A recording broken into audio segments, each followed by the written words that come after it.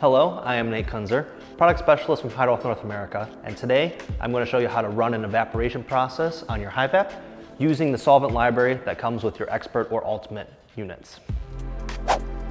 For this demonstration, we'll be evaporating a 50-50 mix of water to ethanol, and the equipment we'll be using for this process is a Hei-VAP Ultimate Control with G3 XL glassware. We will be pairing this with a Variotech pump. I chose this vacuum pump because I personally like RPM regulated pumps more. They are quieter and more precise, and this pump matches the suction capacity and ultimate vacuum that I will require for this process. I'm also using a Hei-Chill 600 that will provide me with enough cooling to condense ethanol in XL sized glassware. Along with that, I am using the RS-232 cable accessory so that I can control my chiller from my Hei-VAP panel. We're going to run this process using the Solvent Library function in our Hei-VAP Ultimate. The Solvent Library provides a list of solvents with their optimized evaporation conditions preset. Just a note, you may find that the mixture of your solvent with your product may affect the way it evaporates, and you may need to fine-tune accordingly. To get to our solvent library, we will swipe over and choose the solvent we plan on evaporating, in our case, ethanol. We'll hit upload to bring it up to our panel, and as you can see, our chiller temperature, vacuum pressure, rotation speed, and bath temperature are already preset for us with the optimized evaporation conditions for ethanol. Before we begin any evaporation though, we're going to want to turn on our chiller and our bath so that they are already ready when we begin evaporation.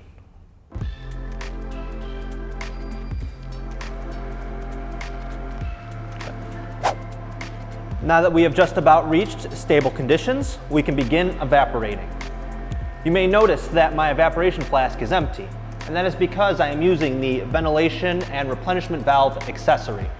What that does is it allows me to use the internal vacuum inside the system to suck product into it from an outside container, in this case, my beaker. In order to use that, we'll first begin pulling vacuum.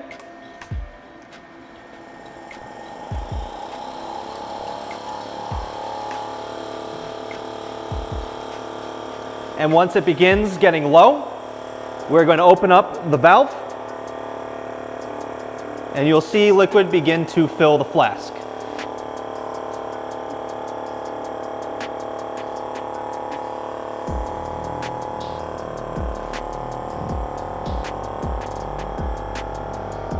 We're going to aim for about the 1/3 point in our evaporation flask, as that is the optimal mixture of amount of times we have to refill the flask versus evaporation rates.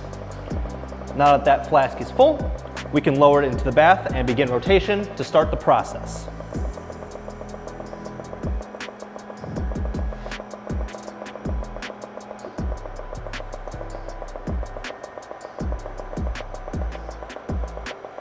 And wait for evaporation to begin occurring.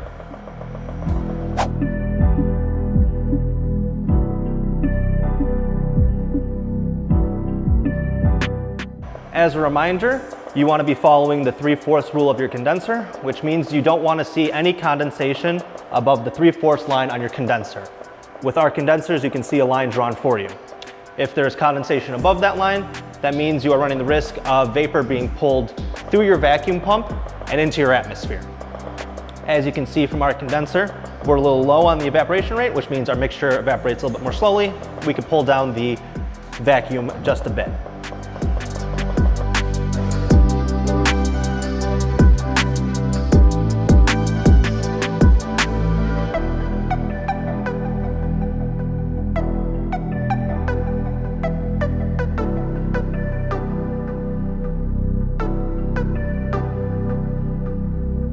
Once you see that no more vapor is condensing against your condenser, you have two options.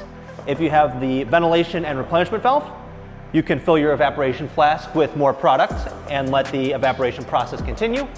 Or if you are done, you can turn off your evaporator, let the remainder drip down, remove your receiving flask and your evaporation flask, and Continue the process as many times as you need to until you reach completion. That was running an evaporation process with the assistance of the Solvent Library. Again, I am Nate Kunzer, product specialist from Heidolph North America. Thank you again for watching.